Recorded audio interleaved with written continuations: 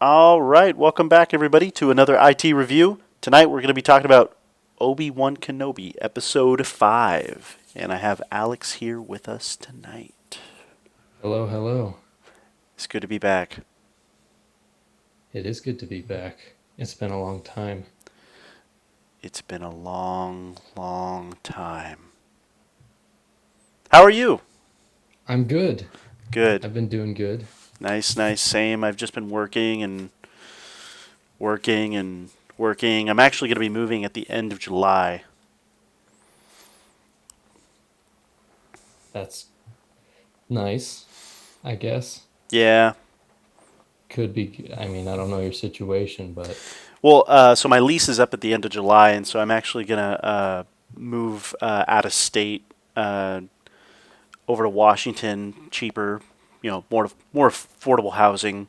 So, because the apartment I live in now, I live here by myself. It's me and my dog, and I pay freaking almost $1,700 a month, and plus it's gonna be going up. So then I'm like, screw that. I'm gonna go live somewhere where it's cheaper. So, yeah, I think it'll be nice. well, yeah, that's good. Cheaper. Cheaper's better. Yeah, but So other than I think the last time we talked, we were talking about Book of Boba Fett. So what do you think? What do you think of Kenobi so far? I'm curious. I want to hear your thoughts. I really like it so far. For the first four episodes, there was let me tell you, I did not like the third sister almost at all, Riva, Mm-hmm. but I guess I'll just get right into it. I thought she was she seemed like very insecure and trying to come off real tough when she didn't seem very tough. Mm-hmm. But after episode 5, it seems as though that's the point of her character, is to seem like that Mm-hmm. in a sense. When she was talking to Kenobi behind the door, Mm-hmm. I believe he he deduced that she was not she was not in it because she was actually passionate about being an inquisitor or anything. Um She wanted to she use Kenobi to get to Vader. Yeah, and I mean the only way to do that is to act all big and tough like you're an inquisitor, which I guess in her heart she's not really, which it just makes a lot more sense now. She's not like my favorite character or Yeah. anything, but it makes more sense. Yeah. No. So, quick note. I have a list of notes of things that I did and did not like about the most recent episode. But everything you're saying, I've completely felt the exact same way with so far the whole show of Kenobi is right out the gate. Of course, Lucasfilm and Disney they did post some very like shady comments on Twitter about how if you don't like her character, then you're racist. But and it's like, okay, that's not what people are saying. A lot of people just have a problem with her character because she's like, nobody has a problem with the actress or how she's acting. We have a problem with how poorly written the character is in the first four episodes. Because episode five, um, episode five made me really like her character. It made me. I felt like it. So even though at the end of episode five she's still alive and she's going to use the, I'm guessing that comm link or whatever to maybe get in touch with Kenobi, or I don't know, because she viewed the message with Bale, and there's the chattering in and out, Tatooine, Owen. So she knows that, and from when she met Owen previously, in the first episode or second episode, or no, yeah, the first episode, she knows she was able to so she might be able to connect the dots. If she is, it's one of two things.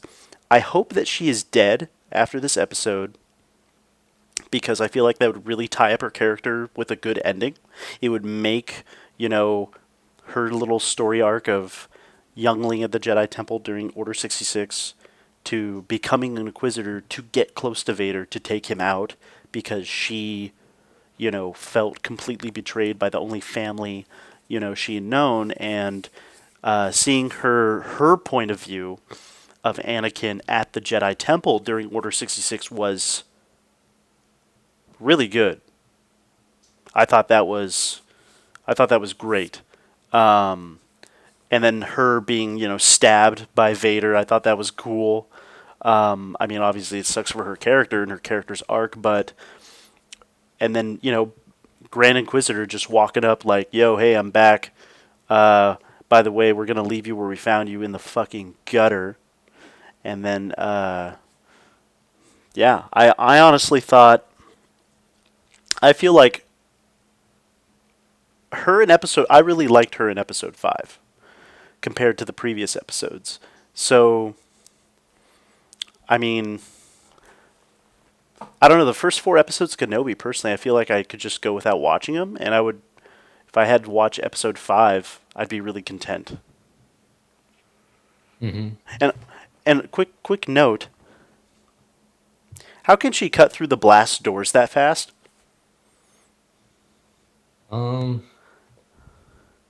I don't know.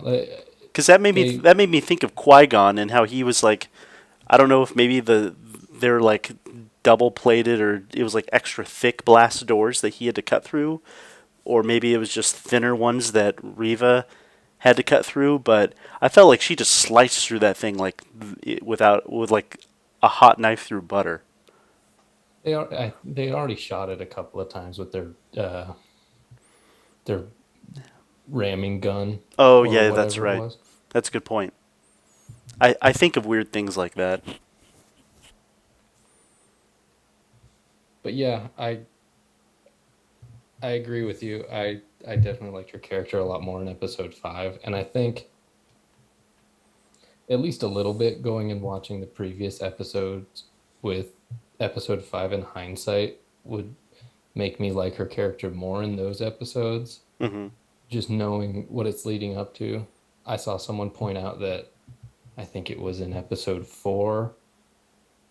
She says something about the Grand Inquisitor, or someone makes some reference to the Grand Inquisitor, and she puts her hand over her stomach, where in the flashback, Vader stabbed her for the first time when she was a youngling. Mm. Question. So that I actually wasn't clear on. I wasn't sure if she actually that was her POV of her actually being stabbed both as a youngling and as an inquisitor, or if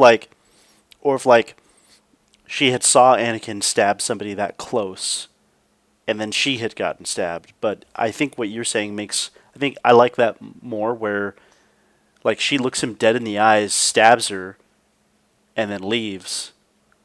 Because that POV of Anakin, I've been wanting that since back in the day with Revenge of the Sith. I wanted to see more. I wanted to see like an extended scene of him killing younglings, which I also noticed. I know it sounds messed up, but because it will also adds to the character of Darth Vader and Anakin. But I noticed at the beginning of this episode, Disney added a disclaimer. Some at the beginning of the episode they added a disclaimer of some of the images that you may see might be disturbing, and I just thought I chuckled a little bit because I'm like, there's no disclaimer when you go watch Revenge of the Sith. But they did actually show it this time, didn't they? I think there was a shot of actually a kid getting like straight up sliced through. Yeah, yeah, they had a few above shots where he was just like zero, zero, like And in the previous episode, they showed the dead kid in the in I don't know what you would call it, the sort of amber stuff. oh, that's right, yeah. I thought that was interesting. I recognized the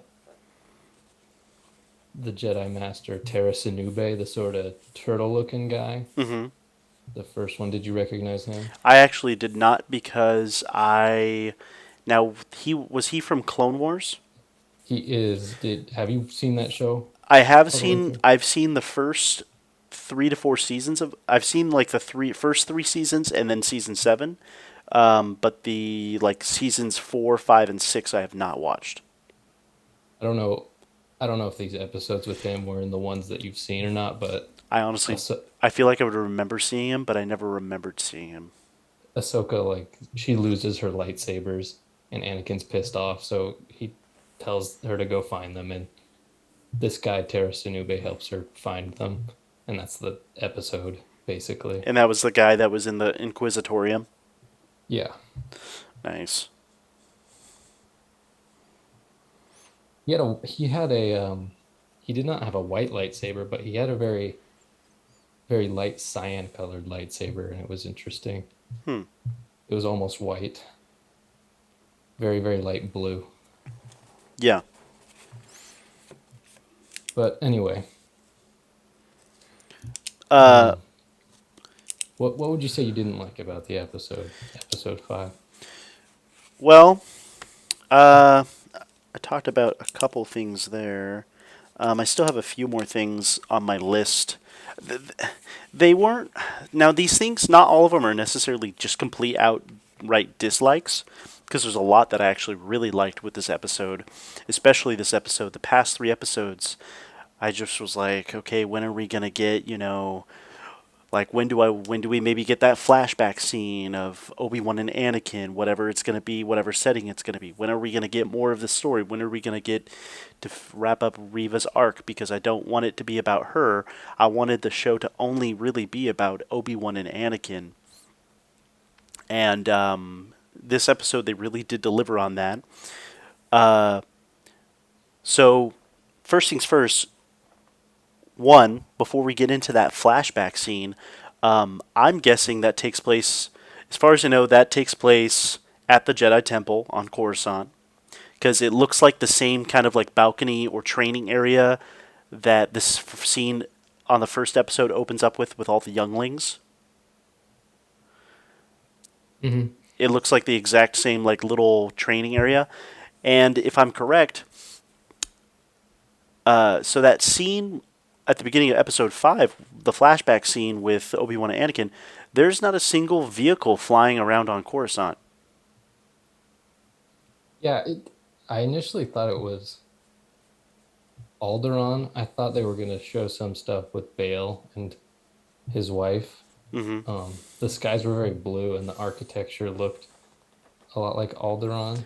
But I mean, Maybe it must have. maybe it must have been a holiday for Coruscant, and there's no there's no Well, that's vehicles. funny because I just read a Star Wars short story called uh, um, Coruscant Solstice about Coruscant's equivalent to Christmas, Yeah, and that basically happens. It talks about how on this holiday they all of Coruscant's weather is artificial. It's like controlled by big machines, and they make it snow on this day. yeah, And it actually did kind of remind me of that, the way, at least the way it's described in this story. But and it's just like a holiday, so there's just nobody flying out and around. pretty much, That's honestly like that's kind of what just popped in my head canon for this episode. Like when I saw them training, I'm like, well, the weather looks maybe really nice, so maybe it's like 4th of July on Coruscant or something. It's just a day off from all of those ships flying around. But I really liked that scene. I was kind of sad that they didn't really de-age Hayden Christensen, because you could definitely tell he's older. But it looks genuine. Both of their acting perfect, spot on. Feels like they've never like have. It feels like they never missed a beat with these characters. Both Hayden and Ewan McGregor. With that scene, and their fighting style, the movements, everything. It felt as fluid as it did back in 2002, or no, 2003, 2005. It felt great. you can see how much their acting has improved since then too. Uh, Because yeah, I definitely, I mean, Hayden Christensen as Anakin in this episode, he portrayed his character well. He still came across as yeah. He feels, very headstrong and confident, maybe when he shouldn't be. yeah, But he did not come across nearly as whiny and insufferable as he did in Attack of the Clones. Yeah, see, and that was a question I had. So technically, since it's obvious that Hayden Christensen is, 17 years his own elder since Revenge of the Sith, since he is like 20 years older than we saw him back in Attack of the Clones in like what 2002. Um, so does this flashback take place before Attack of the Clones, or does it take place before Revenge of the Sith? I Like closer to the end of Attack of the Clones, but then I noticed, or does it take place like right after Attack of the Clones, like I after may the, be wrong. yeah, I may be wrong, but I do remember Anakin's lightsaber being the same one that he has in Revenge of the Sith, and he that's right. he only gets that one after Attack of the Clones because he uses a different one in that movie and he gets chopped Yeah, up that's right. in the Because factory. yeah, his lightsaber. I had just watched it like last week. That's right. Yeah, that's one of my favorite lines is when he's like he jumps up his older model lightsaber gets like chopped in half or whatever, and he goes to use it and he's like, Obi-Wan's gonna kill me. Yeah. So yeah, so that I'm So yeah, you're right. if I'm right about It's the that, same lightsaber. then it pretty definitively takes place after Attack of the Clones. The film. So at that point, he had must have just married Padme, and then went back to Yeah. Coruscant But before the before. Clone Wars cartoon because of his hair, I guess, because his Yeah, hair because he still has his Padawan yeah, braid. the little braid. Um. So one thing I I'm gonna wanted. go Oh, check. sorry. Go ahead. Oh yeah, I was just gonna say I'm gonna go check to see if S- he does have the same lightsaber as Um, Revenge of the Sith. the music. So one big disappointment for this series is the music for me, because I feel like with a lot of, especially with how much Vader we've seen, how much Obi-Wan we've seen, Luke and Leia. Now that we're seeing, I honestly wish Leia wasn't in this at all.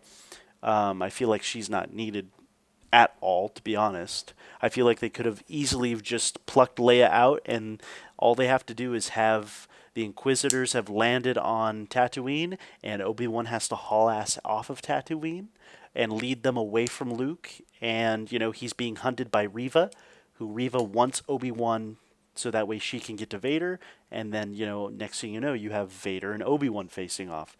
I feel like Leia is almost like a MacGuffin. I feel like like she's just there to drive the plot and really nothing else. And I don't know. I just don't really like Leia in it at all. I understand why she's there, but Episode 5 really just felt like she's not needed. She doesn't need to be there at all. Um, and Episode 5 for me personally really drives that home. Um, but one of the biggest letdowns of the series so far is the music. So, like in the Book of Boba Fett, I actually really liked the music. I really like the dun dun dun dun dun dun dun dun. Hi. I really like that. That really, to me, fits in with the theme of Boba Fett. Um, and I do think it's funny at the end of like the credits, they're like Book of Boba Fett. It is funny. It's so funny, but hopefully they don't do that at the end of Obi-Wan. Uh, but the music, like, there's like I've seen so many edits on YouTube already in the past day of where people are playing different songs and themes for this episode, like Across the Stars. I really like Across the Stars. That's one of the better songs from Attack of the Clones. I feel like they could have played that at some point in this episode. I feel like why haven't we heard Vader's Imperial March theme at least once when we see him? Instead, we get this weird, like, sort of industrial, like, it almost sounds like the Terminator theme, like, um, I'm like, I just want, you know, I just want to hear the prequel music in this series, and we haven't got that at all. We got what was odd though, if you noticed, any advertisement that they have done for this show, they play the prequel film's soundtrack. But when you go and Hmm. actually watch this show, they do not play any of that music a second time. Yeah, I mean, it's hard for me to even remember a lot of the music they use in this show, and I suppose that's a bad thing because I mean, that means it's not very memorable. Um, I don't even know if they use a whole lot of music. I'm trying to recall, but it seems like a lot of scenes are just silent when it comes to the score. Hmm. But yeah, I think it would have been improved if they made better use of the music. They don't even need to make a whole lot of new pieces. They have so many, like you said, like Across the Stars is a really good one. And they used old music in the trailers too. Yeah, It's not like it would be a problem. yeah, they use Duel of Fates, Anakin's Dark Deeds, Anakin versus Obi-Wan. They used them all. Um, they especially that first trailer for Obi-Wan Kenobi a few months ago when we first got it. But they haven't used any prequel music at all, and it's like those soundtracks are especially especially Revenge of the Sith. That is such a good soundtrack. It's very emotionally heavy, and it's great. Sometimes I like listening to that when I either go to the gym, or sometimes I like listening to it when I have a bunch of dishes to do, or just house chores, and it really kind of amps you up and it gets you pumped, and it's just like why, like especially with Cross the Stars. I was really hoping once I found out that flashback scene, I saw that I was like, oh, I bet they're gonna open it up with Across the Stars, and then they didn't. It was like some other generic music, and I'm like I just feel like that was a missed opportunity. Yeah, I'd have to go back and listen to all the music to see how I really feel about it. But as it stands right now, it at least hasn't been good enough for me to stop and say like, wow, this music is fantastic, because I mean, because I didn't. Yeah, It so far it's just had the music. It wasn't bad or absent enough for me to think about like, why does the music suck so much? But it just, I mean, I never even have given a thought to the music in this show until now. Just thinking about it, it's like, yeah, the music has been pretty passable, I guess. yeah, yeah. So I love John Williams, and I love all of his work, especially with Star Wars. So that was just a big like a big not red flag, but missed opportunity of just because for the longest time it feels like us prequel lovers, we haven't really have gotten a lot, and like I feel like we this is finally like what I've been waiting for. Anakin and Obi-Wan flashback scene. Um, because we got the sequel trilogy. We got wrapped up the animated series. But it's like ever for the past 7 years since Disney had 7 8 years that or no they bought them out almost 10 years ago. Yeah, they bought, 2014. or was it 2014 or 2012? I don't know what year they got bought out. I just know that It's been like what 20 8 years? 2014 is the sort of divider Yeah, between canon and legends. Anything before 2014 is legends, except for the movies and shows, and everything after is canon or Disney canon. good point. Good point. You're right. Isn't it like April 2014 or something? Something like that. But it's like so that's 8 years. 8 years I've been waiting for a scene like this, a flashback scene of Hayden and Ewan McGregor. They could have done that. I feel like 8 years ago, and it just took them so long to hop on that moneymaker. Like I don't know why they didn't do Obi-Wan Kenobi like at least as a film 8 years ago, or They, I'm, I don't know about 8 years ago, but it was originally supposed to be a film, and I do know that even in some places, once the series is over, they're cutting it up, like cutting out that the intros and the credits of each of the episodes and showing it in theaters as a like a 4 hour movie. Really? Because I will go Yeah. and watch that because maybe I would enjoy the Obi-Wan series more if it was an actual concise down into, a A film, for like a single a sitting. single film. I would maybe not only enjoy it more if it was a film, but also enjoy it more if they went back, made it a film, and just changed the soundtrack.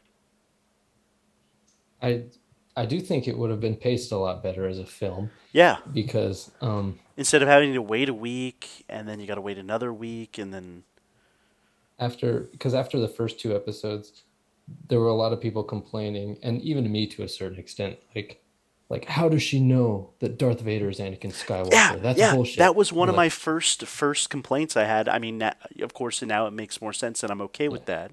Or But like how did the Grand Inquisitor die? He's not supposed to die yet. But if it were just a film, I mean, people would have those questions initially watching it, but coming out of the theater, those questions would already be answered, and there would be no one on the internet going, "This is such bullshit," because exactly. Because I thought the Grand Inquisitor was dead. I'm not gonna lie. I was one of those people complaining that they fucked up the lore, and that it I'm was just a like, retcon. yeah, I thought he was dead, or they were gonna have him survive, but it just wouldn't ever be touched My upon first in the Obi-Wan Kenobi show. my first thought was I took it in a really weird direction. I thought they were trying to um insinuate that it was not the same character, Or which there is why he looks so different. or there's more than one. Maybe he is like a Yeah. brother. I mean, in retrospect, that would have been very strange, Yeah. and I would not have liked that at all. Well, And I'm because glad it's not the case. isn't he? He's not now. Darth Plagueis is a Mun, right? Yeah, he's a moon or a mun, however you So then, pronounce it. is is the Grand Inquisitor a Mun or no? No, he's a Powin A Powan? Don't from Utapau. don't. Oh, that's right. Don't they have like two stomachs or something? They do have two stomachs. I thought I read that somewhere. Someone did their homework, I guess. Because well, when he got stabbed, I'm like, because I was reading online, someone's like, well, he got stabbed in the stomach, and they have two stomachs, so he'll be Which I okay. mean, which is not like a fantastic excuse because I mean, you have two kidneys, and if you get stabbed in the kidney, you're still gonna have internal bleeding and Yeah, probably die. But yeah. I mean, it's Oh, hold up, hold on. My phone's ringing. I'll be right back. okay. Sorry.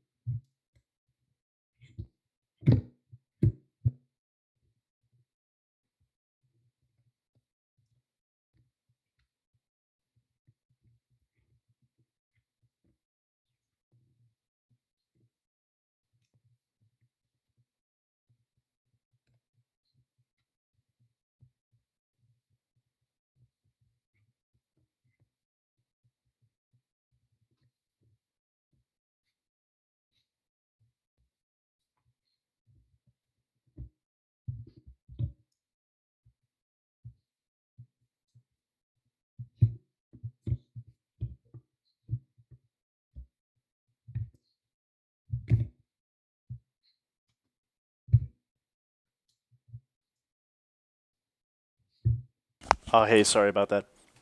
It's just That's my all good. my house phone's really loud, and um. I, But yeah, so yeah, I was like, is he dead? Is he not? Like, are they even gonna? Do they even have time to touch upon that? But I was actually happy they did it actually in a good way, where Vader's standing there and then he walks up and he's like, we're gonna leave you here in the gutter, Grand Inquisitor, and then walks off with Vader. hmm Yeah. Okay. So I have a little agenda here Hmm.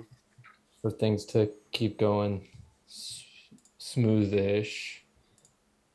Um, and then something I have here is I was going to ask you or us to go through each of the episodes and say our one favorite thing and least favorite thing about each episode. Okay. So I'll let you go first. What was your favorite thing about the first episode of Obi-Wan Kenobi?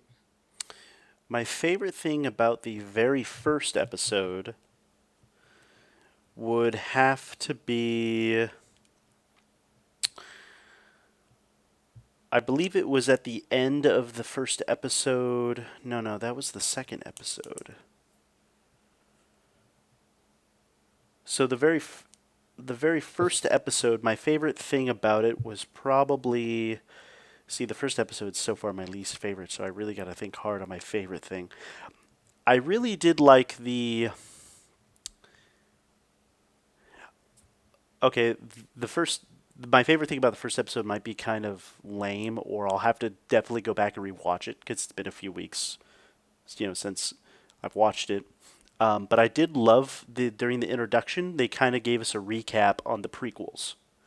I was not expecting that, because I know Disney initially, when they first purchased Star Wars as an IP, they wanted to kind of shy away from the prequels, but the prequels is like also helped carry on the franchise as a whole. They, I, you can love them or you can hate them, but I think there's no doubt that they added so much to the lore and way more Exactly. than the original trilogy did. Exactly. And growing up, like people would hate on the prequels, but the older I get, the more I find myself going back to those films because not only did I grow up with them, I got to see all of them in theaters, and I just had great childhood memories of going and see those movies. But I feel like the older, I don't know about you, the older I get, I feel like the prequel movies are aging more and more like fine wine. Yeah. And it's taking its time for people to kind of finally realize the great things about them. Um, and I do hope the same thing somewhat happens for the sequel trilogy. I'll be able to go back and watch and appreciate the things I never caught the first time. A But big part however, of that, a big part of that, I think, is that obviously these movies are mostly made for children. And I think the kids or adolescents or teenagers who grew up watching the prequels they're all pretty much adults now, and they're able to more articulately talk about why they love these movies.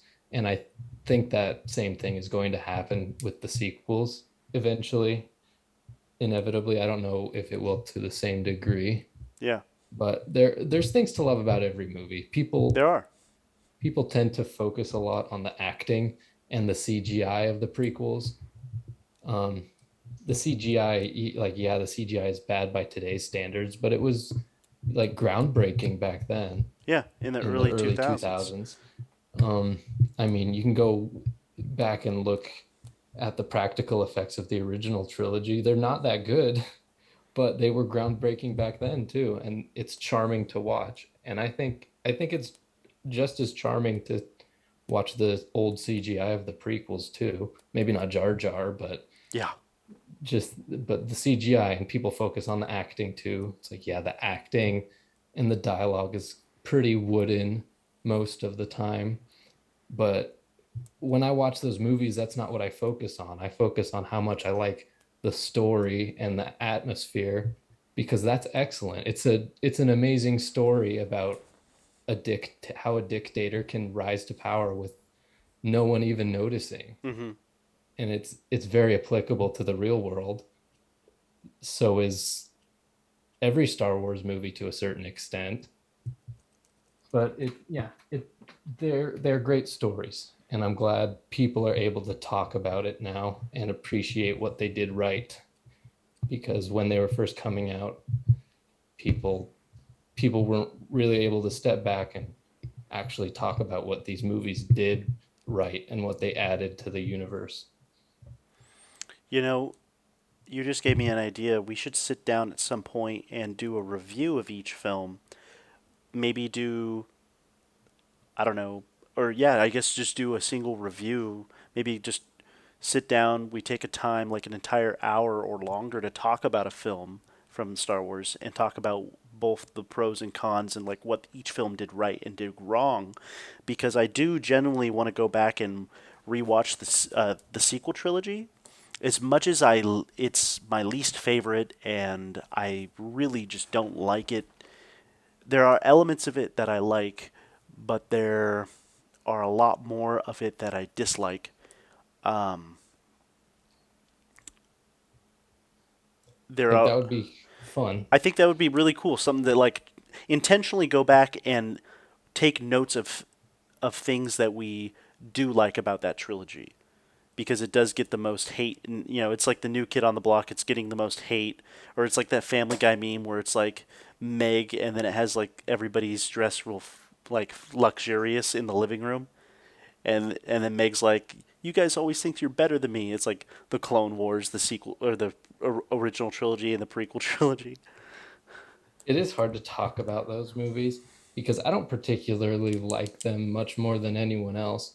But like when I'm watching Star Wars videos on YouTube or just like reading a Star Wars post on the internet or something, there's always that one person in the comments who's like, "This shit's way better than Ray." It's like, okay, I agree with you for the most part, but it's been like 5 years.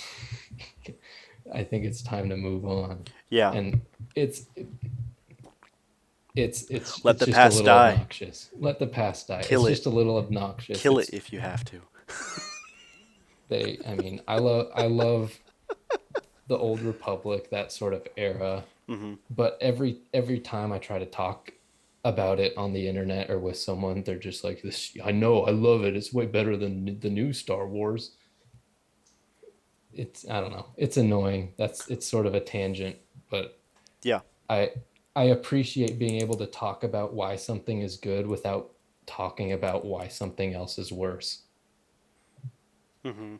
if you get what I'm saying. Yeah. This free Zoom meeting has ended. Okay. There's our time limit. Now let me go back. We'll have to re-enter the Zoom meeting. Um,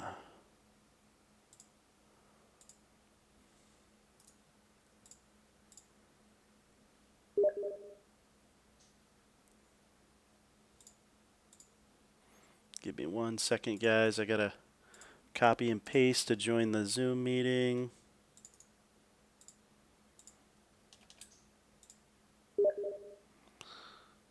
Okay, so G, copy and paste.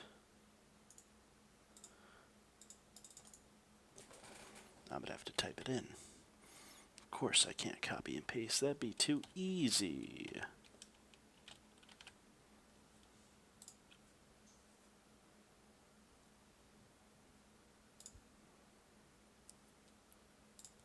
And we're back. There we go. Sorry about that. If All good, all I good. could change that, I Yeah, would. you were really quick on it, but no, I appreciate that. You were really quick on that Zoom link. Thank you. Anyway, we were talking about Um, the sequels and reviewing each Star Wars yeah, movie, I and I think think that would be a good idea. yeah, I think down the road we should do something where like we take 1 week out of the week. If maybe if during a downtime period of Star Wars, where we're not getting a lot of Star Wars stuff, which I know is actually going to be few and far between down the road. I know 'cause There's the so much stuff coming this way. that Andor show is at the end of August, I think, and that's 16 episodes long. I've heard. Good lord, really? Yeah, yeah, 16 episodes, I don't know and if I then on can watch a show that long about him. and well, we'll see. We'll see how it goes.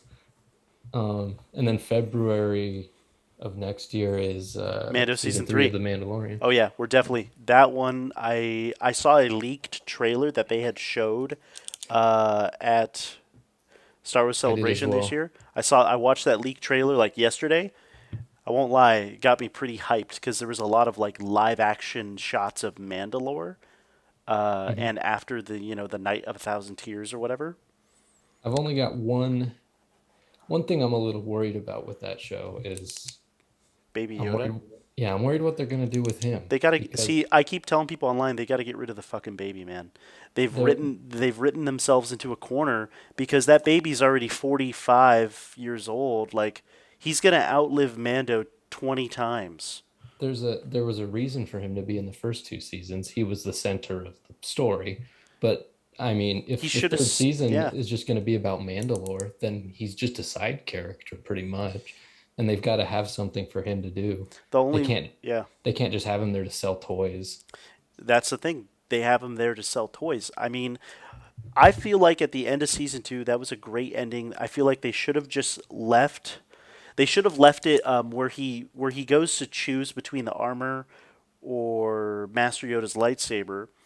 They should have just left it there for his character, and then it's like, since we don't know what we're gonna do with Baby Yoda, we're just leaving him there. Maybe for let him sit out Mando season three. He just won't be there for season three. Um, Not to be, mention that would have been an amazing cliffhanger to hold on to for a whole year. or for Baby Yoda in general. Yeah. Like not knowing, oh, what happened to Baby Yoda? Oh, we don't know, because now, so now the problem is they've written themselves into a corner with Baby Yoda, with Grogu, because Mando can't just constantly be Babysitting. it's a it's basically like one giant escort mission with this kid. And I don't know about you, but most escort missions, especially in video games, I absolutely hate them. Hmm. Uh, Except when your escort can actually do something. well, yeah, I if your escort can actually like help, afflict damage to external sources, it's great. But if it's an escort mission where you got to keep track of like time, health, this and that, it just becomes a problem. And it's like it's like they just got to get rid of the baby, because I feel like the baby slows him down. Um, I when Mando didn't have the baby, he was chopping off like people's heads with the dark saber. I thought that was cool. Uh, you know, and it's like I want to see more Mando. Like it, Mando with Baby Yoda's cool, but I feel like it would be cooler without him there, because uh, I want to see where the story's gonna go, especially with the dark saber. And that whole bit in him and the Bo Katan, maybe there's going to be tensions rising there. And maybe there's going to be other Rebel era characters in Mando season three, like maybe there'll be Ezra or Thrawn or you know um, don't know if it was completely Sabine. confirmed or not, but I did hear that in the Ahsoka show that Ezra and Ezra Thrawn, Sabine, and that whole They're gonna Ghost crew is going to be in the Ahsoka show. that would be cool. Um, I want to see where Mando's gonna go for season three. I'm hoping it's gonna be good. I just the baby, man. I feel like it's gonna be a drag. What I'm hoping is that they really play off the fact that Grogu was given the choice between being a Jedi or being a Mandalorian, and he chose the way of the Mandalore. And I think they have to really go into that he's not just a side character, he is a Mandalorian and he's a part of this tribe and He has to commit to it now. he has to commit to it. Maybe they could even have maybe a few year time jump between season two and season three. Maybe Grogu's a little bit older and he can do a little bit more by himself. Um, but yeah, they have they have to make him. He doesn't have to be the center of the story like the first two seasons because that would be redundant. Yeah. But they have to involve him in the story somehow. He can't Um, just be there. yeah. No, I completely agree. I completely agree. But yeah, my favorite thing from Obi-Wan Kenobi episode 1 was I really like that introduction where they gave us the rehash of the prequel trilogy. I thought that was great. I had a smile on my face when I was watching that. My least favorite thing was just seeing Obi-Wan Kenobi shattered as a character. Like I liked that he was having like PTSD, flashbacks, night terrors. You know, he was having a hard time sleeping at night because of Order 66 and what happened. However, I just really felt at times his character wasn't true to Obi-Wan because of what the writers had given him. What the writers had given us for the show. So that was my least favorite thing about episode one. There was a plot hole somewhere. There was a massive plot hole that somebody brought up a good point because one of the writers had actually not really had seen episode three, Revenge of the Sith. I think it was the plot hole was it's not that Obi-Wan didn't know whether or not Anakin survived from being burned up on Mustafar. It's that he didn't know that he was Darth Vader. I That don't was think I no, I'm pretty sure he did know no. that. So here's no. He did know, but in the Yeah. show, in episode two or three, I because know at what you're the talking yeah at about the at because the yeah Riva because says the like, "Oh, I can't wait to bring you back to Lord Vader." and But then as I remember, as soon as she says that, he's got like a look of "oh shit" on his face already, even before she says Anakin Skywalker. yeah, it just felt like so Obi-Wan at the end of episode two. I really do like the close up of where he's like Anakin, and he's like, but there's a few things I actually have a problem with. One, so 10 years has gone by and Obi-Wan doesn't know that Anakin is alive. I mean, he's been living in a cave, carving True. meat out of a big fish. True. I mean, who's gonna tell him? Yeah. Is the meat cutter next to him gonna be like, "Hey, bro, have you heard that Darth Vader? Have you heard about this dude? Have you heard of Darth? Have you heard He's of cool the as hell." tragedy of Darth Plagueis the Wise? I heard it. I heard it down in Moss Eisley. Yeah, he just turns to him. Hey, have you heard of Gomagare da Ginga? Have you heard of the tragedy of Darth Plagueis the Wise? He's and Obi-Wan's just like, no, and he's just like, I thought not. It's not a story that a Jedi would tell you. I mean, I maybe it's a little bit of a stretch to say that he hasn't heard in 10 years, but it didn't bother me too much. It Well, seemed at least a little plausible. yeah, I guess it just felt weird because 10 years he's just been on Tatooine and never left once, which I guess, I but mean, I'm like, he made a real commitment to Luke. I didn't It seemed realize it like. was going to be that big of a commitment, to be honest. I thought at least in 10 years he would have left once. Apparently not. And I thought at least within a 10-year time period he would have known that Anakin was still alive. Yeah. But there's a point in the story where he just seems so surprised by the name Darth Vader. And it's like he literally, watched Darth Vader being named on a hologram.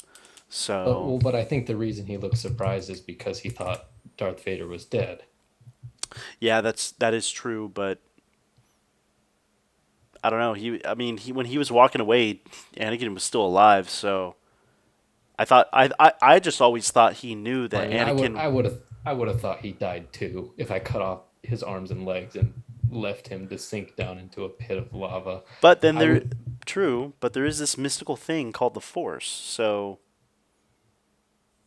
I would have been like, well, he's a very powerful Force user, so he could Is he gonna force heal survive. himself? Yeah. Is he gonna is he gonna lower his body's boiling point? I honestly, in my head canon, Anakin. I feel like Anakin kept himself alive by using the Force of like, He used the force to raise his body's boiling point. He made it so he does not combust as easy. yeah. In my head canon, I always imagined him, because any normal human under that circumstance would die, like Well, three absolutely. three He limbs would and lava and third-degree he burns to would that extent. You would probably you would die die. standing that close to lava, not even Yeah, being in it. he would die. So I always imagined him. The only reason he was able to survive is one. A, it takes place in a fictional universe, and two, B, being that, you know, he can use the Force to like help him, to keep his stamina, like to just like cling on to life, by It is also Star Wars. I mean, if Mustafar were a real planet, the atmosphere would probably be like pure sulfur. yeah. So you wouldn't be able to breathe to begin with. Yeah, but I don't know. Those are just like nitpicky things, I guess. Yeah. It Well, looks it looks cool. yeah. It looks cool. It does look cool. So what are your favorite thing about some of your favorite things and some of the things you Well, dislike of I'm the? gonna I'm gonna cheat a little bit for the first episode because I do have two favorite things, but they kind of Mm-hmm. go into each other. Um, I'm really into how scary they make the Empire. In the Yeah, original trilogy, they're not that scary. they feel. They Yeah, they do blow up a whole planet, but it's a planet that we have that you've never seen before. The only person you know from that planet is Leia, and she's fine because she's not on the surface of the planet, obviously. And that's scary to think about, but there's no real emotional attachment to Alderaan at that point. The stormtroopers are jokes, pretty much. They don't. I don't think they kill a single person in the whole original trilogy, I. but Well, they killed. they did kill Uh, Uncle Owen and Aunt yeah, Beru. they burned them That's to a true. crisp. That's true. But anyway, I think Obi-Wan Kenobi, the show that is, not the character, did a good job showing how scary the Empire can be. Because um, when Obi-Wan's talking to that young Jedi kid, he's saying like, "Just give it up. The Jedi is over." And I don't think he'd be saying that if the Empire were just a bunch of crappy stormtroopers that couldn't hit anything. Yeah, Obviously they're a real threat and they mean business and people are afraid of them, not just Jedi, but just people are they're scared of these guys. And that leads to the second thing I like about the first episode is Uncle Owen. I think the actor did an amazing job. I really liked his performance and he did a good job showing how people can subtly stand up to the empire because he didn't go out start any rebellions or anything, but he just stood his ground and didn't let himself be intimidated. And in the original trilogy, he was the character of Uncle Owen was more a plot device than anything. He was just Luke's obstacle yeah, towards living a larger life. But he was given an actual characterization in the show, and I appreciate that. And I think the actor did a great job. yeah. So that's what I liked about the episode. The thing I would say I didn't like, um, the Inquisitors are pretty goofy. Not just not just the third sister, but The I other think two, he's the like the fifth fifth brother. brother. Oh my god, I can't stand him. I He looks like Wong from Doctor Strange. think he is. Is he not? I don't know. I think it is a different actor. Oh, I heard someone say that it was, but they might be wrong. I have no idea. Anyway, I don't know. They don't this kind of goes against what I said before, but they don't intimidate me very much. They don't Yeah, seem that scary. Riva But does seem a little more scarier than they do, which was kind of weird. she seems scary in a sort of Kylo Ren kind of way, Yeah, like you don't know what the hell she's gonna do next. Not like Darth Vader type of scary. no, yeah, not at all. But yeah, I think the costumes could have been better. They looked like they were just pulled straight out of the cartoon. Yeah, I feel like the costumes could have been a little bit better. I won't lie, I am a little disappointed, and none of them have so far done the helicopter thing. I am grateful that they haven't. That would look pretty goofy. That I was about to say that would look pretty goofy and silly if they did, but I at least wanted to see like a split second of them, like maybe they fall and they use it to like slow the fall. That's what I was gonna say. There's a tasteful way to do it. I don't want to see them pull it out and use it to like fly away and be like, "I'll get you next time, Kenobi." But I could have But totally imagined Riva doing that. but like maybe during a fight they pull it out and use it to hover for like 2 seconds to like I don't know, like make their jump a little higher Try or to get the high something, ground on Obi-Wan. or like slow their fall, like you said. I think that's fine. But Yeah. yeah, like I said, I don't want to see them like fly S- away s- like Team Rocket. it's so funny. Somebody posted this. It was on Reddit. It wasn't a meme, but it was the comment section. And then somebody commented, they're like, "I'm sad I haven't seen them do the helicopter thing." And then somebody's like, "Grand Inquisitor flies in on the next episode. Flies in to the song Fortunate Son." I swear to God, when the third sister got stabbed by Darth Vader and she was like crawling away after they left, I thought she was going to grab her lightsaber and fly away. I thought that's where they were heading with that because she reaches and like grabs her lightsaber. I Yeah, thought she was going to fly away. I thought she was gonna force use the Force to grab Obi-Wan's comm link. No, instead of she just crawls all the way over there. Yeah. I'm like, wouldn't you use the Force so that way you didn't have to crawl all the way over there to grab? And she is, I mean, assuming she's a practitioner of the dark side, the fact that she's in pain would mean that she would have an easier time doing that because she would use her pain Maybe it was and just emotion. all.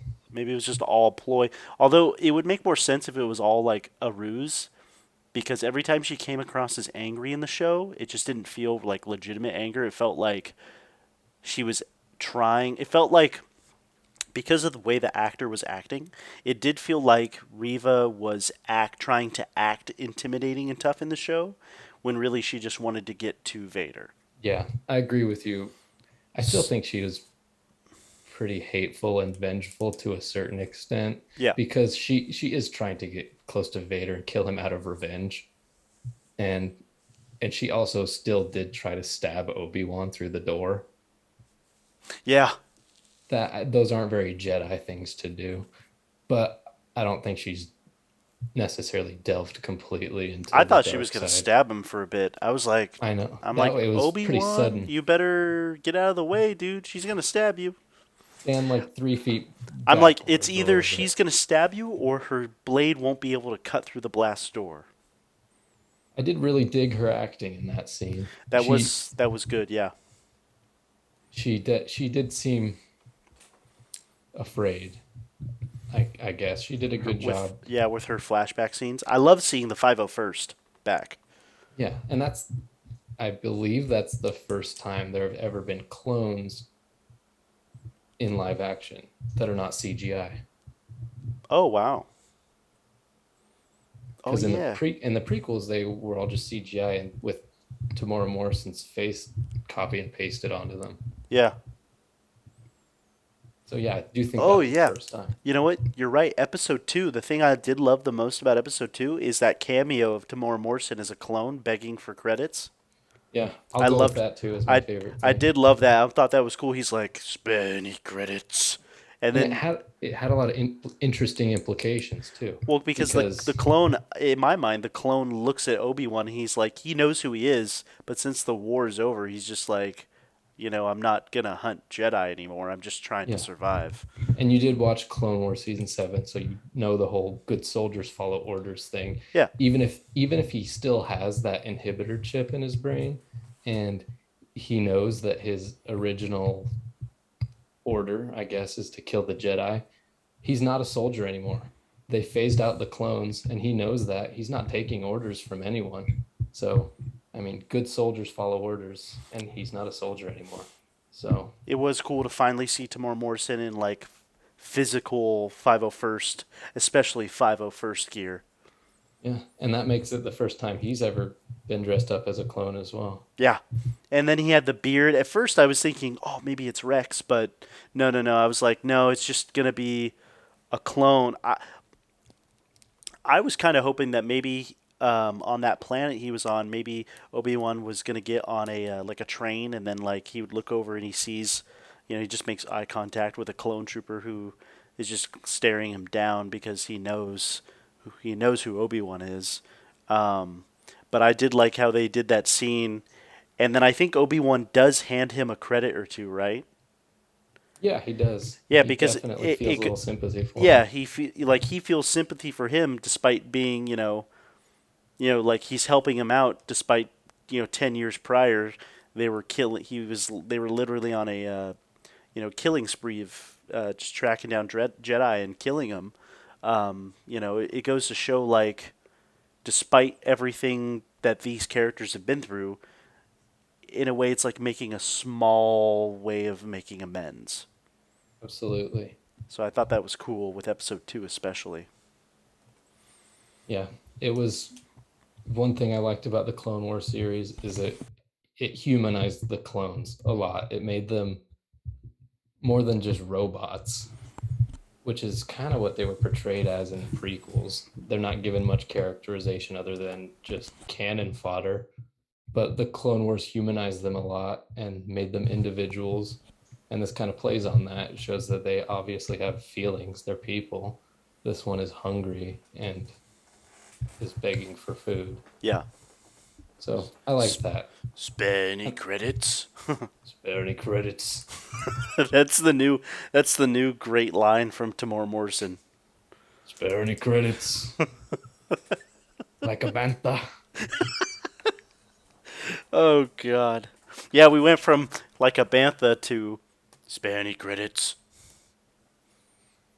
That line was improvised. Did you know that? The The like a bantha line? Yeah, yeah, I found that out and I was like, "Oh my god." Amazing work, Tamora Morrison. At least he redeemed himself with the spare any credits. I was impressed that he knew what a bantha was. I mean, I feel like if like this goes to show like modern day, at least Lucasfilm and Disney, like if you're gonna be hired to work on Star Wars anything, like I feel like it is a besides your resume, with qualifications, I feel like it is required that Required reading.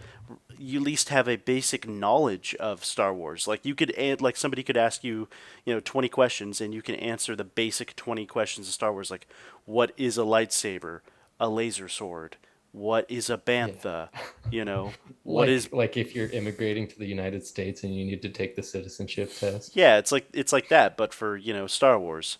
Yeah, I Like, think yeah. who is Darth Vader? Anakin Skywalker. There was a big hubbub because I think there was some fake article or something claiming that the guy who plays the Grand Inquisitor was laughing about how he's never seen Star Wars Rebels. Oh yeah, I guess he But intentionally never watched it. I don't know if that's yeah, true. but that was not true because I saw an interview where he came out and addressed that. He was like, "Yeah, that's bullshit. Like I watched Star Wars Rebels and studied it in preparation for this role." Oh wow. So it's like I don't know. You can't really believe everything. It seems like Star Wars especially, you can't believe every news article you see. It seems like half the Star Wars news articles I see are talking about Or how clickbait. Kathleen Kennedy is fired. Or clickbait in general. Yeah. Half of them, I feel like are clickbait, but then half of them, like, they're they come across as legitimate enough that they could be like it could be true. I honestly don't think a lot of them are intended as clickbait. It's more like wishful thinking on a lot of people's parts. Like, oh, is Darth Maul going to be in the Kenobi show? I don't necessarily think that's some guy Yeah, like bullshitting for clicks. Maybe he just genuinely wants Star Wars. I mean, Darth Maul to be in Obi-Wan and is really stretching to make it seem like that's the case. Or, that's yeah. someone really stretching to make it seem like Kathleen Kennedy is fired just because they actually want Kathleen Kennedy to be fired. I mean, I would like it if she was fired. She's not too great, honestly. I mean, Remember, Alex, the Force is female. hell yeah. Oh yeah, brother. Does that mean I can fuck the Force? That's how Palpatine Yeah. Oh my made god. Anakin. That's how Palpatine had a son and then had Rey, right? I was going for that's how Palpatine like Does that conceived mean Anakin. wait a minute, does that mean Rey is actually a Skywalker? Yes. It is because in both canon and legends, I think it is canonical that Palpatine made Anakin Skywalker. I bel I actually have the book Darth Sidious on my bookshelf, and I need to finish reading it. But I did read, Isn't it called Plagueis? or Plagueis, sorry. Um, but I do have that book, and I only read a quarter of it. I need to finish reading it. But yeah, I have a book called Secrets of the Sith, and it's like it's pretty cool. It's written like by Palpatine, quote unquote. It's like his journal. yeah. And there's a bit in there about Anakin, and I'm pretty sure it says that him and Plagueis like created Anakin. Force, like dark force alchemy, and basically made him Yeah. unintentionally. Yeah, I remember reading that like years ago. How that is like the official, canonical explanation to his birth. But the thing is with that, it's like if that's true, then it's like I don't really want Ray to be related or unintentionally related to Anakin by any Yeah. means. Even if that is the case, though, it's kind of a stretch to say that they're related. Yeah, I mean maybe Anyway, maybe Anakin's would be Palpatine's stepson.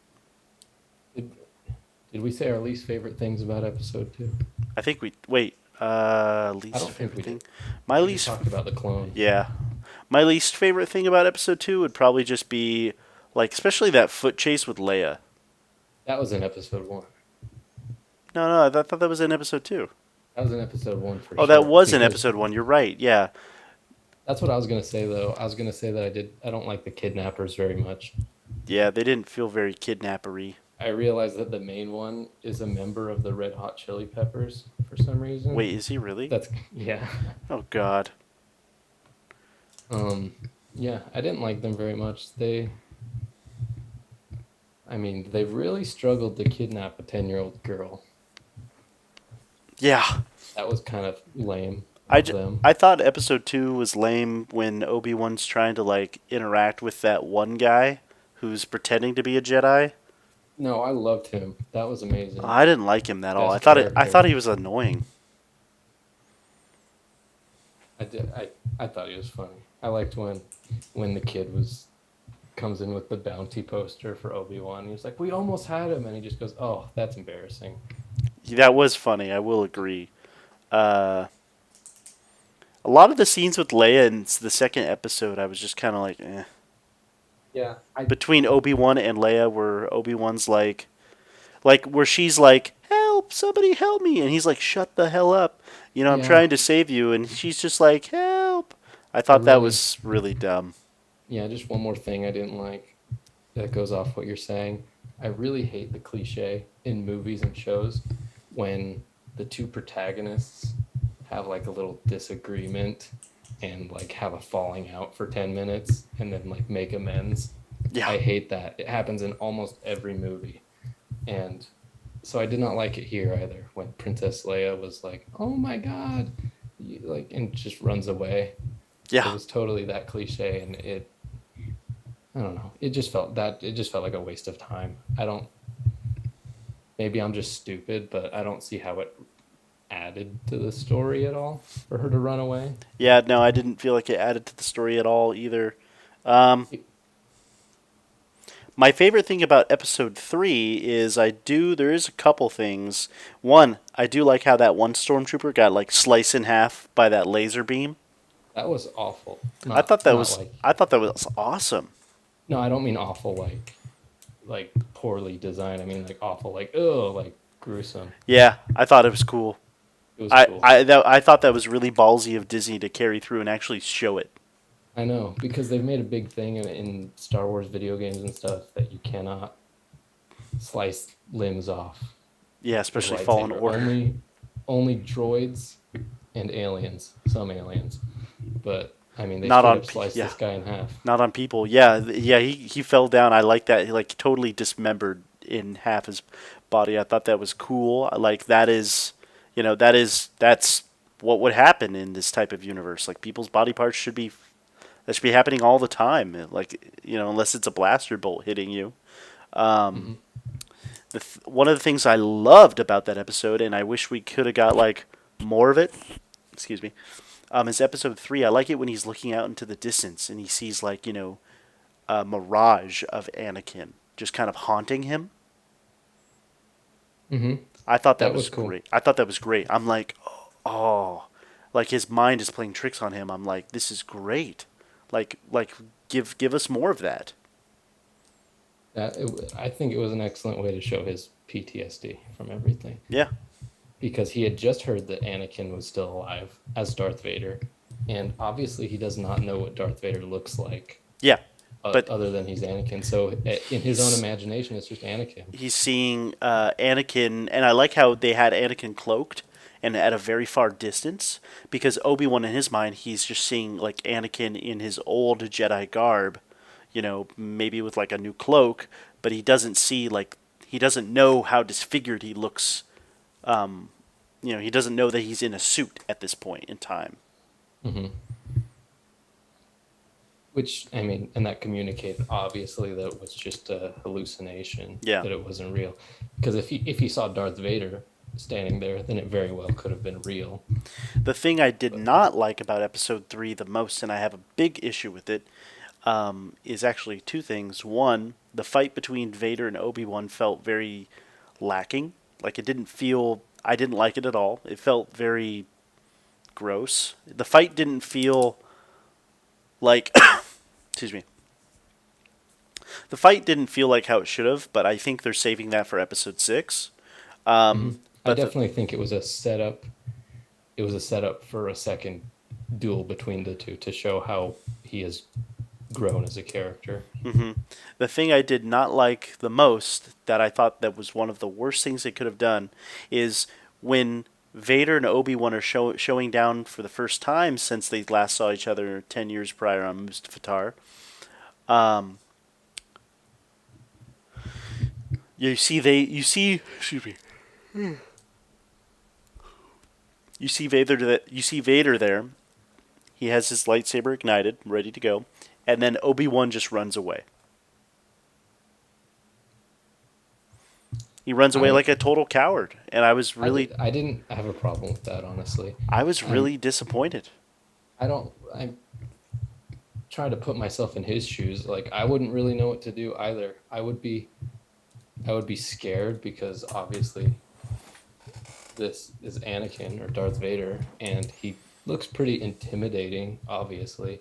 I would be ashamed because I mean, he Darth Vader says it himself.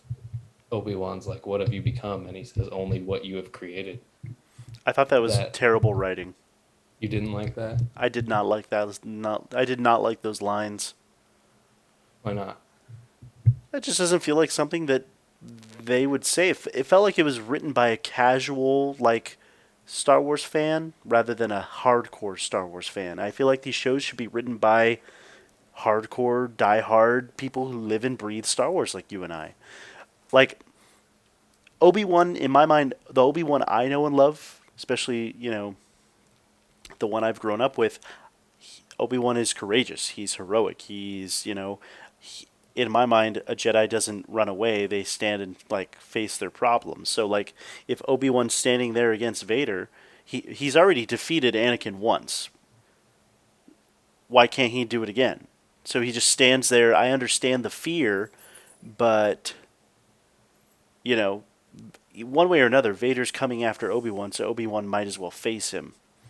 Well, And then the I don't dialogue, you know, I feel like the dialogue could have been. The dialogue was. It had the correct, like, context, but it had I feel like the incorrect words. I do wish the one thing I disliked, I do wish there was more. I didn't have a problem with the fight itself. I wish there was more dialogue during the fight. Yeah. I I understand Obi-Wan not having much dialogue, but I think Vader should have been like a lot more pissed off Yeah, he because this didn't. is Yeah. this is his first time seeing Obi-Wan. He's held a grudge against this guy for 10 years. I think he should have just been completely enraged. Yeah, that's what I. And I felt. I did start to feel more of that rage coming out in this episode when, like, he like, takes the ship down with the Force and then he just rips it open.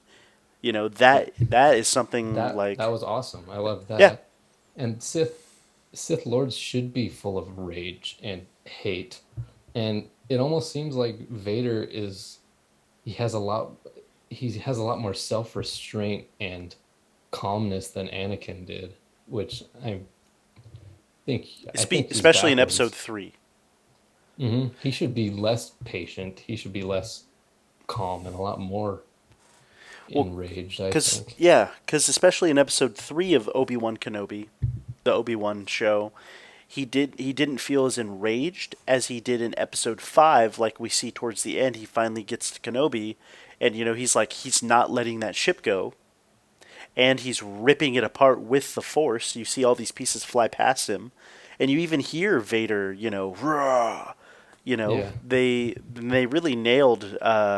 I don't know if they got James Earl Jones to do all of the voice, I but think they I did. I know that they got him. I think they got him to do some, but they have this AI system that is able to analyze James Earl Jones' voice, and they actually most of it I think was done by AI. That's cool. Yeah, and so they nailed the voice perfectly. Like even if it would suck if for some reason James Earl Jones passes, and they I mean hey they somehow they have the AI technology and that to replicate Vader's voice Yeah. perfectly. And it's especially a lot easier to impersonate or replicate voices like that have some sort of modulation on them. Like obviously Darth Vader's talking through a mask Yeah, and it's got a little bit of a filter going through it. because Um, certain words yeah sound a certain way, especially with Vader. yeah, in video games and stuff, there have been plenty of voice actors who have impersonated Darth Vader, and most of them are fine. Most of them are pretty fine. Some are better than others, but I mean, yeah, it's it's not very difficult, I would say, to Yeah, impersonate that voice. Not to bash James Earl Jones anything, because obviously he's the master. He has the best performance when it comes to Darth Vader, but it wouldn't be super difficult, I think. yeah. We got about a minute left until our time expires, and then we gotta Oh shit. re-hop in. Yeah, I Just think we'll letting you only need know. one more. Yeah. No, I agree. I Um, agree. let's see if we can get through my So, favorite and least favorite. yeah, yeah.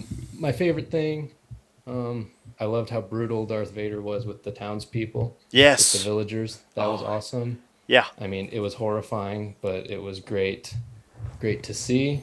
And I already said my least favorite thing. I wish there was more dialogue between Darth Vader and Obi-Wan. Um, that that dislike may very well go away once the sixth episode comes out if there's more dialogue between the two.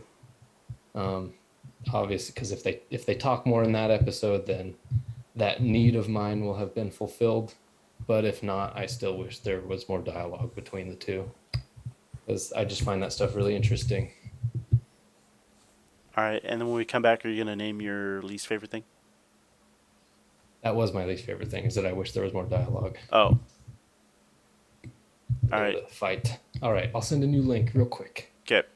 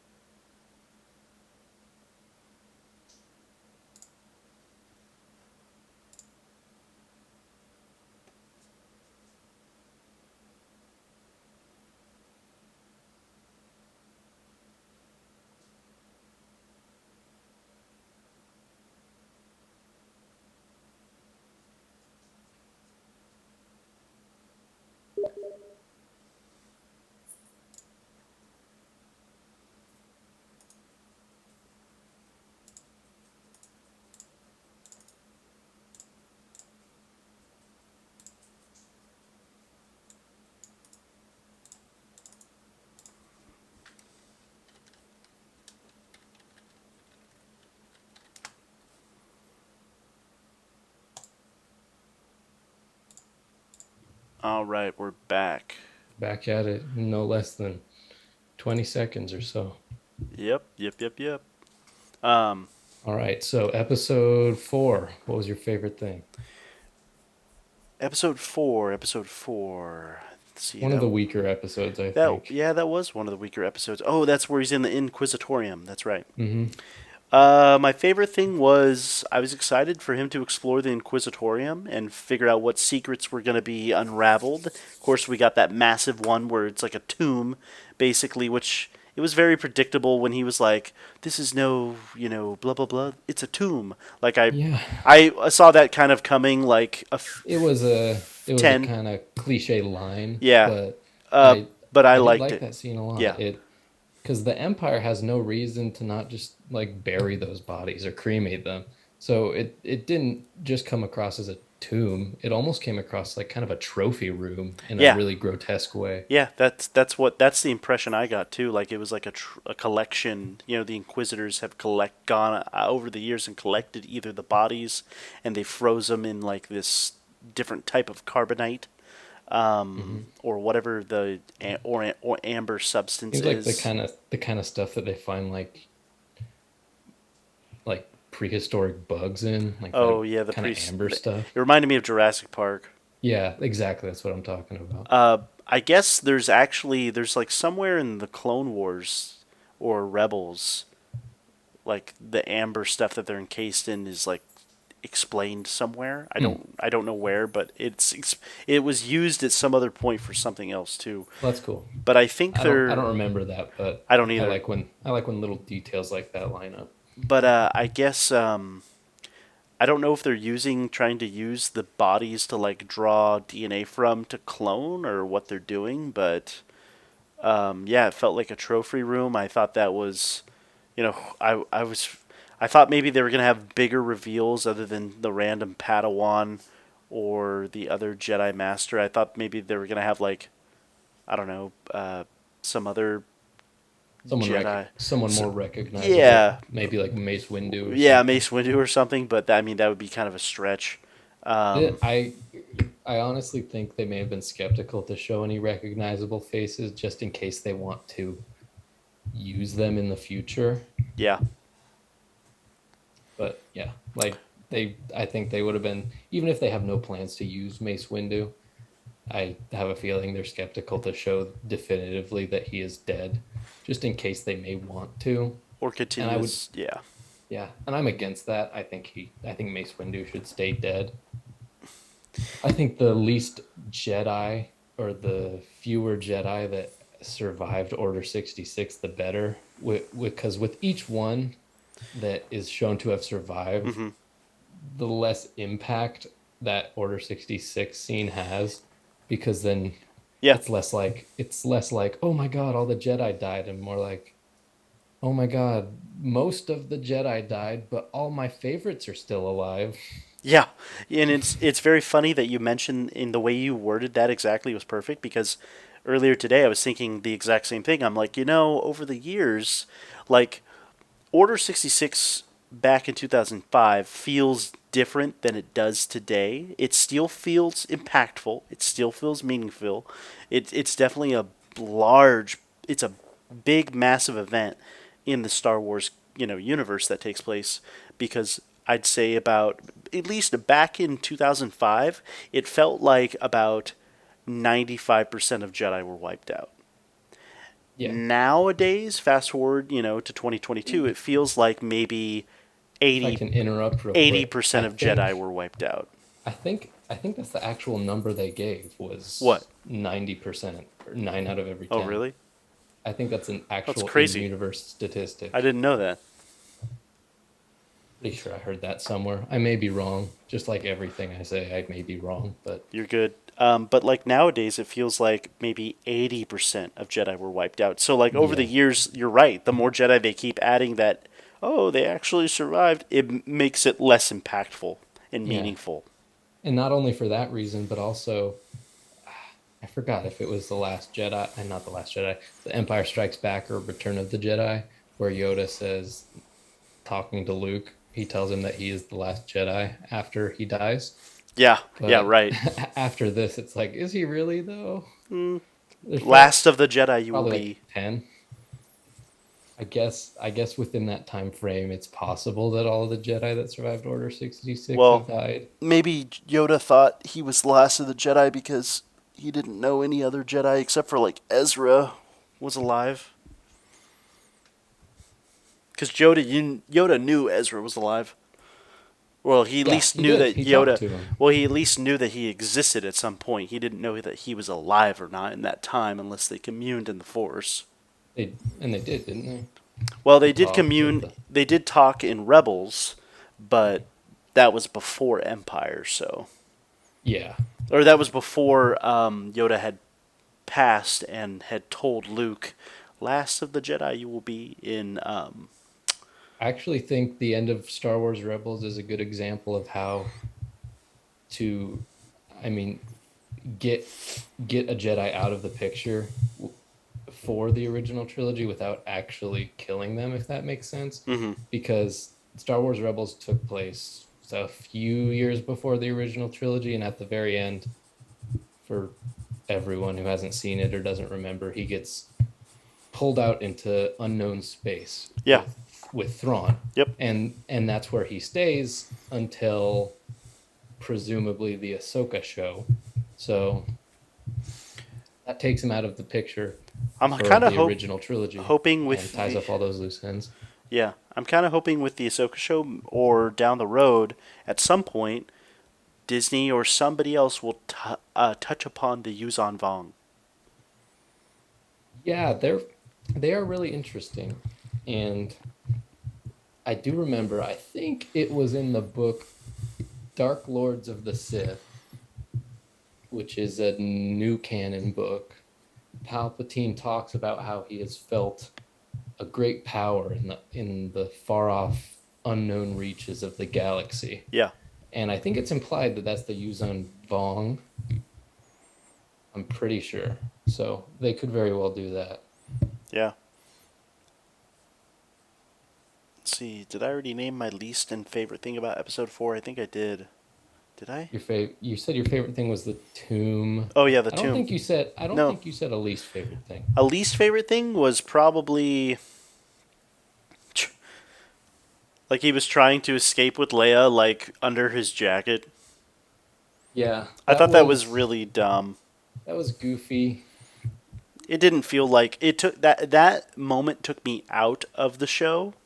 It felt like a very Disney or it just felt like a very trope thing. Yeah, Like Star Wars is full of those sorts of moments, but I don't think that that was really the time for it. yeah, well like you have all these and basically space Nazis walking around and not one of them notices an extra pair of legs obviously visible underneath his trench coat. Maybe they didn't want to be judgmental, and he was like a weird alien with four legs.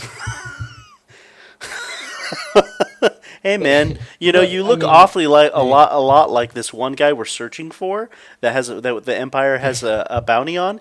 But I'm not gonna, I'm not trying to. they're hesitant to let their own officer through the front door, but they're perfectly fine with a homeless looking man with four legs and a big trench coat walking through.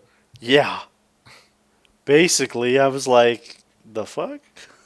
It was weird. I mean, it made me go like, what the hell for a few seconds, but Because I they walk mean, it out it is right in what the it is. open, Yeah. and everybody like 100 plus people are surrounding them. Just And do it. to be fair, they are caught, Yeah, but they are caught, but maybe a little too late. like they deserve to get caught if that's how they're going out. If if Especially they wanted to Obi-Wan. have if they wanted to have a funny moment like that, I think it would have been really funny if they did do that, but they got caught within like 5 seconds. Yeah, and then it's just they run the rest of the way. Yeah, that would have been Or fine. I would have liked I that. thought they were gonna have like Leia sit on his shoulders, or like maybe a Leia like, Like Austin or Powers, yeah, like maybe Leia like is like on his back, and so he looks like he has this giant humpback, like a hunchback. like a hunchback, and then Obi-Wan maybe has to act like a hunchback. It could be he's just like, oh, I'm an old man, please, I have a deformity, let me through, and they're like, let this man through, and then before he can get on the ship, one of the maybe he trips and maybe he like the jacket tugs on something and then it rips off, and then it's just Leia's just on his back, like a kid piggybacking on their parents. and then it's just like, oh shit, let's run. Yeah, I feel like that would have been funny. it was a weird moment. It kind of baffled me. Yeah. That that I would say is my least favorite too. Not Or that or I she mean, or yeah, she could have like, yeah, she could have just, you know, jungle gymmed him and hung out on his back while he pulled the coat over. yeah. Thinking about it, there's no real clean way to pull that off, I guess. But I mean, It'd be funny if like it, she was like dangling on him and it made it look like he had a beer belly. beer belly. Or like, yeah, they Um, could have made a comment, sir. Is there something in your jacket? No, this is my stomach. Are you judging me?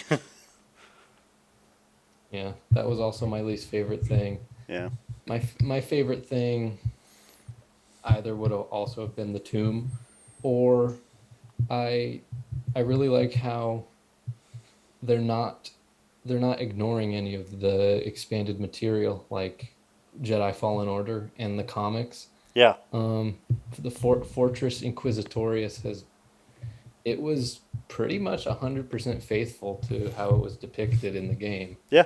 No, I Even the agree. purge, even the purge troopers, which I wish they showed more purge troopers. They only showed the sniper ones, but there's cool like melee ones with staves and maces and stuff. Yeah, I think it would have been cool if maybe when Obi-Wan went and saved Leia from the little torture chair, if yes, instead of just stormtroopers, it was a couple of purge troopers and he got into a little battle there that yeah, was tougher than normal. But that's just a little thing that I wish happened. yeah. No, I Um, agree. overall, I like how interconnected it is. I think recently Star Wars has done a really good job making every Star Wars story feel important and like it actually happened rather than just the movies and shows. No, I agree with that. That is a true statement. All the media does feel connected, like it is a part of the universe. However, one of the things that I don't like is since a lot of this hasn't been created by George, at times it doesn't feel like Star Wars. Mm-hmm. But this most recent episode of Kenobi does feel like, especially with the flashback scene with Obi-Wan and Anakin, it feels like Star Wars. Mm-hmm.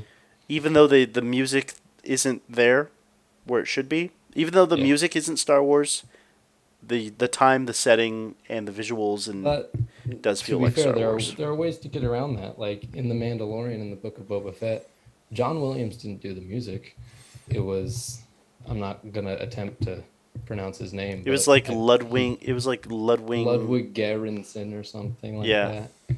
But he did a great job. He made music that's it had a sort of Star Wars feel, but it was very yeah, unique and it fit the setting. it does. So it's not like you can't make something feel like Star Wars without the You can't. OGs Yeah, working on the no. table. So yeah. Let me. Yeah. No, you're absolutely right. You can make Star Wars still feel like Star Wars, especially if it's like a new character or an old character that doesn't really have that strong of a theme. Um, like Boba Fett, he gave Boba Fett a theme, and I like it. Sounds like Boba Fett. Um, and he gave the Mandalorian a theme, that sounds like something the Mandalorian should have for his show. But especially for Obi-Wan and Anakin in this series, it just doesn't really. It would tie it up better if they reused the music that was already there. Especially for Darth Vader. They haven't played the Imperial March once in this show. They just Mhm. gave Vader this weird new metal theme that I don't like. Yeah. I hopefully they'll use the Imperial March in the finale. That I would hope they be do. cool, yeah. Like especially during their fight, because I believe they're gonna have another fight on Mustafar at Vader's Would be cool. castle. That would be great. It seems like well, in A New Hope and the rest of the original trilogy movies for sure, Obi-Wan has no hope that Anakin can turn back to the light side. He's constantly telling Luke that he just needs to kill his father Yeah, and there's no hope for him. But it seems like right now, at the moment in the Obi-Wan Kenobi show, he still has hope. has hope that he can turn Yeah, Anakin because when the third sister says, when she's talking about betraying Darth Vader, she says, "Do you really want to kill Anakin?" And Obi-Wan He doesn't say just anything, he but he just has that sort of hesitates. look on his face Like he where it's like he probably doesn't want to. He probably wants his friend back. yeah. So I think maybe in the sixth episode, this is my prediction here. I think Leia's gonna be brought back to her parents and she's gonna be safe. But Obi-Wan's gonna be like, I'm not done yet. I have some business I need to take care of. And I think he's gonna go himself and confront Anakin and try to bring him back. And it's not gonna work, obviously. And then that'll be the final nail on the coffin for him saying, okay, there's no hope for this guy. Yeah, no, I agree. I agree. And what that looks like has yet to be seen, but I hope it's an epic fight. I hope it's great. Um, I don't know if I want it to be as good as you know Obi-Wan versus Anakin from Revenge of the Sith. I want it to be as good, but I just don't want it to be. I don't think I want it to be better. I mean, I It don't. I it the only reason I don't want it to be better is because if it's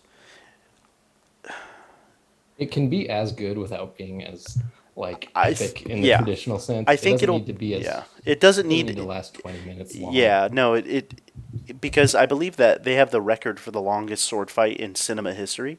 Yes, It's like seriously. almost 10 minutes long. Yeah. It's like 9 minutes and 30 some seconds. It's like basic Between the two of them, that yeah. and Yoda's fight with the Emperor, it's like 20 whole minutes of sword fighting. Yeah. Uh so like I don't want it to be better then, I just want it to be as good then. I want the stakes to feel that high, I want you it know. to be one of my favorite lightsaber duels in the whole Star Wars saga is between Luke and Vader at the end of Return of the Jedi. And it's not because the choreography is amazing. I think it has the best choreography in the original trilogy, but it's still not super great. Mhm. But I think the dialogue and the emotion of it was Oh, it was great. fantastic, and I'm kind of hoping for something more like that in the season finale for Kenobi, Yeah. but with a little bit better choreography because it's the modern times. Yeah. No, I love when Anakin and Obi-Wan duel, especially like in this flashback. It felt very it felt it felt like it was straight out of, the early 2000s type of choreography and saber style of fighting. And I love that saber style of fighting, the quick, fast-paced movement, um, you know. I loved that little scene. I think I was able to kind of sympathize with both characters in a way. Yeah. I could feel for Anakin and feel how he's just trying to show his master how good he is basically at fighting, and he's let down because Obi-Wan just dismisses him basically. Because even when he wins, Obi-Wan's just like, it's not all about winning, Anakin, instead of praising him for winning, which he probably should have done. But He's like, "Oh, you're too aggressive with your fighting style." yeah, but I can also sympathize with Obi-Wan's perspective where Anakin is like going ham on him and being super Aggressive. like it's like scary the way he's acting. Like he's actually trying to kill Obi-Wan. Yeah. And you can see it in Obi-Wan's face. He's like, "Holy shit, He's what like is this guy doing?" yeah, he's like he could kill me at any moment. Yeah. Which But that scene was great. That scene was, and they showed like three individual pieces throughout the episode, and I think people online have already spliced it together in one seamless take. Uh, but that scene is great from start to finish. I love it. That was the gem of this episode, and it's what the show needed. yeah, for sure. So, well, I think we went through every episode Yeah, so far because the first thing we did was talk about episode 5. and then we went back to 1, 2, and 3 and 4. Yeah. So, overall, I'm enjoying the show so far. I hope the finale is the best out of all the episodes, and It saves the show. I hope it saves the show. I'll be honest, I wasn't enjoying the show at all until this episode. Yeah. I So was like, yeah, if this episode wasn't as good as it was, I mean, the show would be pretty mediocre. Yeah. But this episode did an amazing job. Um,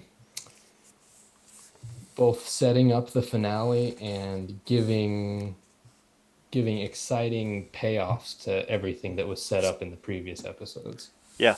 No, I agree. I agree. Yeah, the previous, I'll be honest, the first four episodes, I don't really ever have the desire to watch them again.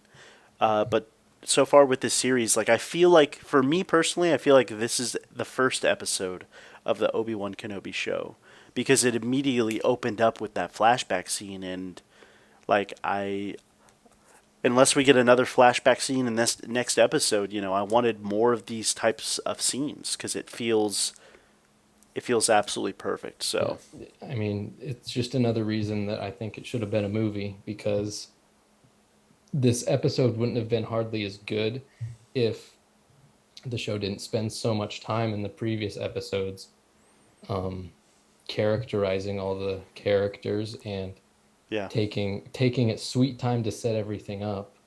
But I mean, that just makes those episodes a little boring, honestly. Yeah. Especially So like episode 1 and 3 and yeah, it would have been better as one single package where those you don't have to watch those episodes and be like, well, that was boring. I guess I have to wait until next week to watch the next one. yeah. It would have worked better if it was just a movie and going through that first hour or hour and a half is like, okay, like this is going somewhere and I'll keep watching because Somebody online earlier today I was watching, they were saying how they wished Disney would have released the Obi-Wan Kenobi show like they had recently had done with Stranger Things season 4.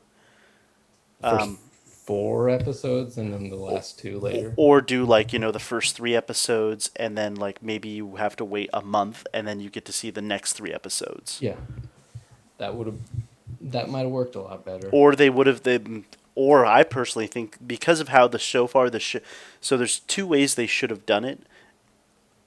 The first pick would be obviously release it as a film on Disney Plus. I don't care if the film is 6 hours long. Like, I'll watch that shit. I mean, yeah, I love the Or extended cuts of Lord of the Rings, yeah, so I don't have or a like problem with Zack long Snyder. movies. Yeah, or like Zack Snyder's Justice League. They did them in chapters, but it's a 4-hour movie. But you get these different chapters. Yeah. So like, do it like that. Just insert those chapters throughout the film, and it's a good starting off or pausing point for audience members. Or yeah, do the extended cut. Like I'll watch 4 hour. I'll sit there. I will watch a 4-hour Star Wars movie, start to finish, even if it sucks. Yeah. Um, Another thing is, yeah, they should either have released it as a film on Disney Plus, or they should have done episodes 1 through 4 on May 27th, 28th, whenever they had released Obi-Wan show. Then they make us wait. They make us wait. Maybe they make us wait a month until June 24th or June 17th. Or no, they released it. Did they release it on a Wednesday? No, I thought they did it on a Friday, like the The, 27th. the first two episodes were on Friday, and The then the third 27th. episode was the Wednesday right after Yeah, that. they should have. So they should have released episodes 1 through 4 on Friday the 27th, and then a month later on like maybe June 24th, next Friday, they should have released released episode 5, and then on like August 1st release like episode 6 and make episode 6 like an hour and a half long or however long you need it to be. I mean, I would love if the finale was a long one. Yeah, like I like long finales because the last 2 episodes I haven't watched it yet, but I guess the last 2 episodes of like Stranger Things are supposed to be like an hour and a half each. I love I love long premieres and I love long finales. Yeah, So, no, I well, agree. I we've agree. got hope for the future. I hope the finale is good. And I wrote down one more thing to kind of close out. It's not related to Obi-Wan, Mm-hmm. but something we could sort of do each episode of this little podcast. What? Um, what,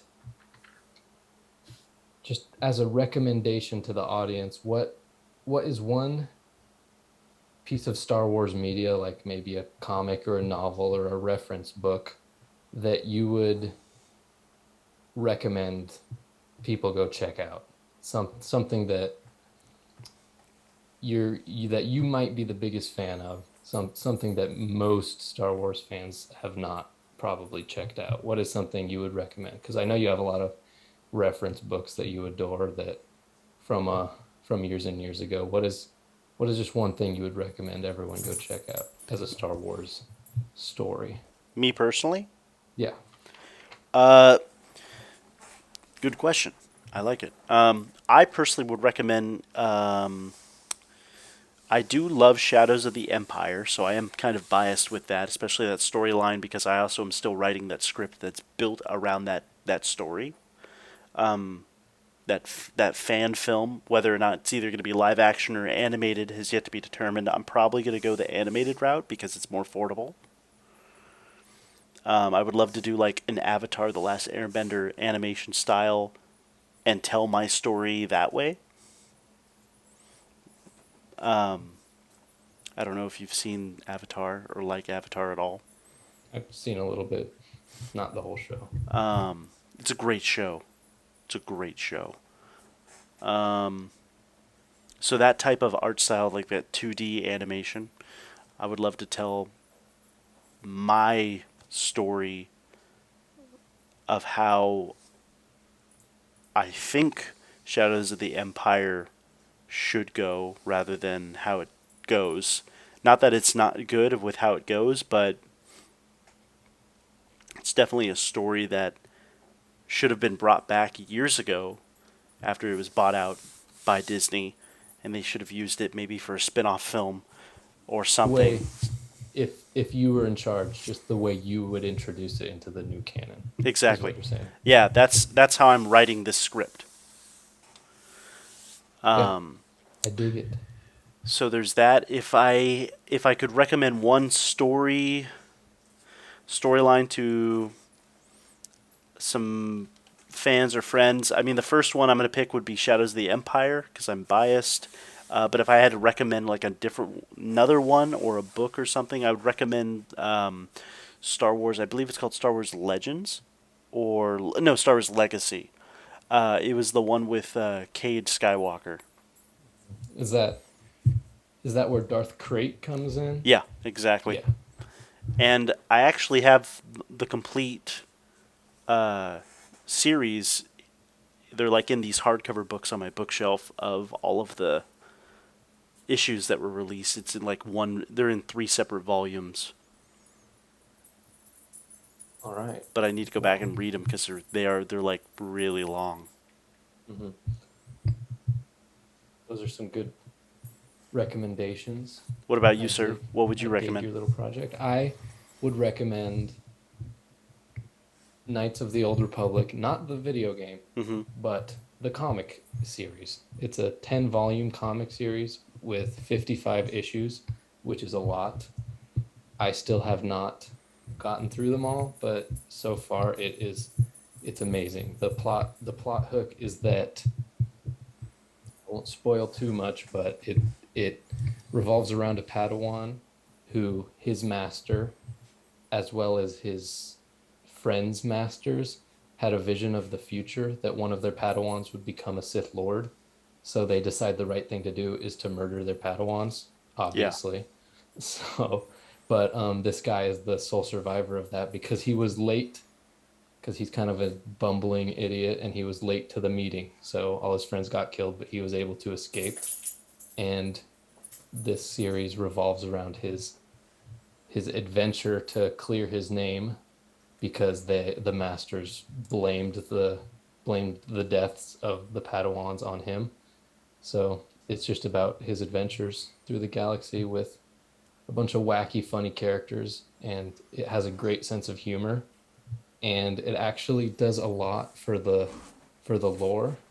It explains the origins of Darth Malik and Darth Revan.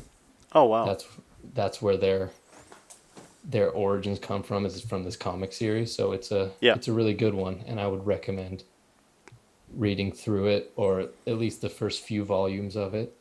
And just one more modern recommendation is the the trilogy of High Republic novels. I would recommend reading those because they're all out right now, and they're getting ready for phase two of the High Republic, which takes place 150 years before phase one of the High Republic, I believe, which is actually only a few centuries after the Darth Bane storyline, after the Darth Bane novel. Hmm. So yeah, I would recommend those two things: the Knights of the Old Republic comic series and the High Republic novels. I think they're both really fantastic Star Wars stories. And for people that enjoy reading comics and reading novels, I think they're they're a couple of the best ones you can pick up at the moment. Well, I'm gonna have to check those out at some point. That's a wrap then, I guess. I guess so. This was a good This was a little good episode. podcast. Very Almost 2 hours long. It feels I like a know. real podcast. It was very structured, very clean, I think. It was. I think it's our best one yet. I think so. I would have to agree. Uh, should we? Should we? Are we gonna be coming back next Friday? You think, or next Yep. Thursday? I would like to. Talk, We could talk talking about about episode the finale. 6. Yeah. Yeah, that'll take some time, I think. I'll make sure to take notes and stuff, and I will as well. so. All right. Well, thanks everybody. Thank you, Alex. It's been great. It has been great. I've enjoyed my time today. All right. We'll see you next Friday. See you next time. Peace. Peace.